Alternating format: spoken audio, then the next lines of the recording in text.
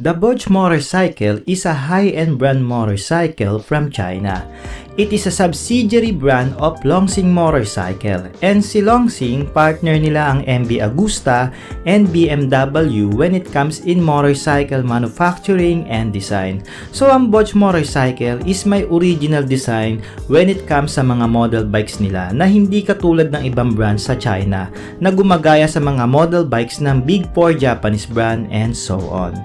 Very promising ang quality and performance ng Bosch motorcycle dahil ito talaga ang aim ng kumpanya na makipagsabayan kung ano ang latest features sa motorcycle pagdating sa parts and performance. As I research sa mga model bikes nila, kargado ito ng mga kilalang motorcycle parts like Bosch EFI, Nissin braking system, KYB suspension, and Pirelli tires pagdating sa goma ng motor. So in short, hindi pipitsugin ang brand ng Bosch motorcycle kahit from China pa ito, at marami kasing mga Pilipino ang misconcept pagdating sa motor ng mga Chinese na alam nila na mahinang klase at hindi nila alam from China halos lahat na nanggagaling ang mga pyesa ng mga branded. And I think kaya ring sumabay ng Bosch motorcycle sa mga mid-displacement cc na big bike na meron tayo ngayon sa market dito sa Pilipinas na mas affordable pa ang price na maibibigay nila.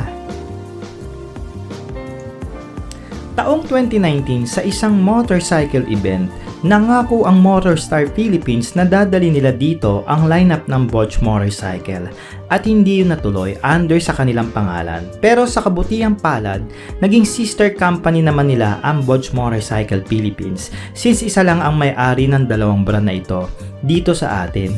Yan ang Eastward Motors Company. Ang Bosch Motorcycle Philippines is located sa 8th Avenue Grace Park, West Caloocan City, Metro Manila. For now, meron silang 5 model lineup ng motor. Yan yung 300R which is the naked street bike na may presyo na 150,000 pesos.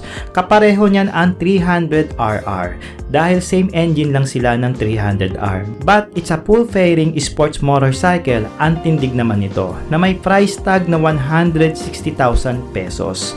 Well, kalebe lang ito ng mga 150cc sports bike na mga branded dito Pwede Next, ang mabentang unit nila ngayong taon, ang 500R naked sports bike na may halagang 320,000 pesos.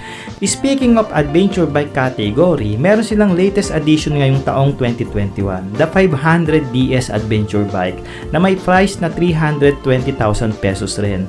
At same lang sila ng makina ng 500R. At 650 adventure bike na may 355,000 pesos na price with the BMW GS650 engine ng Longsing Motors. At para sa mga karagdagang pang detalye regarding sa installment, please message Bosch Motorcycle Philippines in Facebook.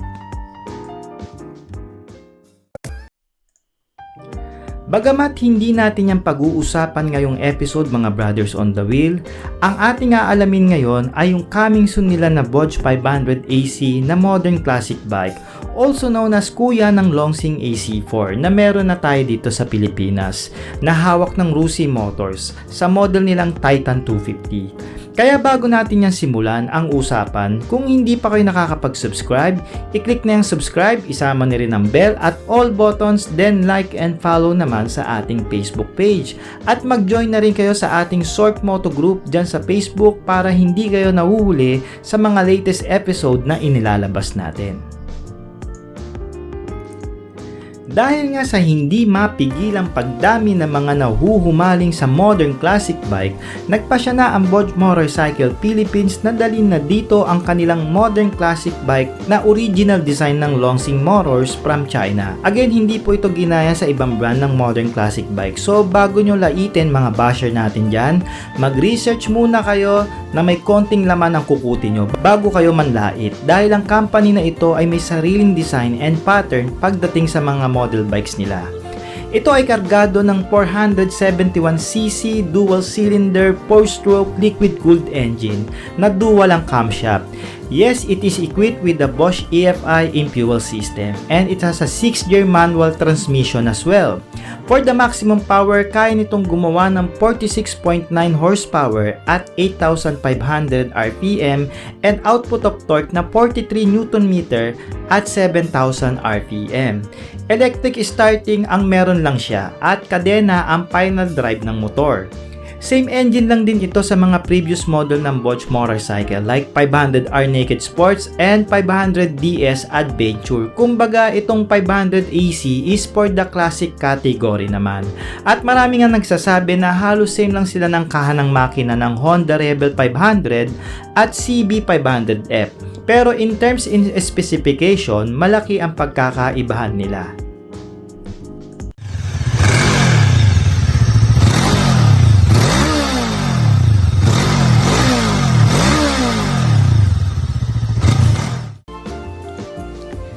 Kung tititigan natin talaga ng maigi ang body design ng 500 AC ay hindi talaga ito nalalayo sa Bosch 300 AC at Rusi Titan 250 since iisang company lang ang nag-design sa kanila. Yan nga yung Longsing Motors na may pot bar setup pagdating sa handlebar with the standard switches and fully TFT display gauge panel na parang cellphone lang na nasa holder with the friendly user graphics na madaling tandaan at mabasa. The large capacity of the fuel tank na aabot sa 19 liters na maaasahan mo sa mahabang biyahe at nasa 900 pesos rin ng full tank nito kung hindi bababa sa 50 ang litro ng gasolina dito sa atin. 795mm ang seat height ng 500 AC na I think kayang i-manage ng mga 5'5 pataas na rider dito sa atin. And it has a leather made seat cover to add ons the modern classic stand of the bike, and it has a 185 kg in dry weight. Equipped with a dual channel ABS ang 500 AC ng Bosch Motors. And of course, it has a dual disc brake in the front and disc brake in the rear. Syempre, nakanisin ang brake caliper niyan. Wheel mags nito is a 17 inches diameter na may tire size na 120 by 70 in the front and 160 by 70 in the rear. Equipped with the Pirelli street tire. KYB front suspension, of course, it is upside down fork. Monoshock in the rear, KYB rin yan, and it has aluminum swing arm, so yung ganitong setup ng motor when it comes in suspension, panigurado subok sa ganda ang performance ng pre-play nito. At sa mga kurbada sa daanan, sigurado smooth yan. With the impressive LED lighting design ang meron ng 500 AC to make sure na visible ang motor sa daanan at malakas ang bato ng headlight lalo na sa night riding. Bosch Motorcycle claim na kayang tumakbo ng 500 AC na hanggang 160 to 170 km per hour, and it may vary in your situation. Depende talaga yan. So mga brothers on the wheel, nagsabi na ang kumpanya na possible launching date ng 500 AC is sa first quarter ng taong 2022. Ang presyo ng motor na ito ay panigurado is nasa 320,000 pesos yan, katulad rin ng Bosch 500R na naked street bike. Sa price point ng motor na ito, I think hindi ka na rin talo dahil sa mga reliable parts at features na nilagay dito ng Longsing Motors like KYB suspension, Bosch EFI fuel system, Pirelli street tire, Nissin braking system, and dual channel ABS. And for that, meron ka ring 2 years limited shop warranty. And also, recommended rin ito sa mga riders na baguhan na gustong sumubok ng big bike na may modern classic look na datingan at budget meal lang ang presyuhan. So brothers, i-comment nyo na ang inyong opinion sa motor na ito at kung palagay nyo ba magiging mabenta ito sa market natin dito sa Pilipinas.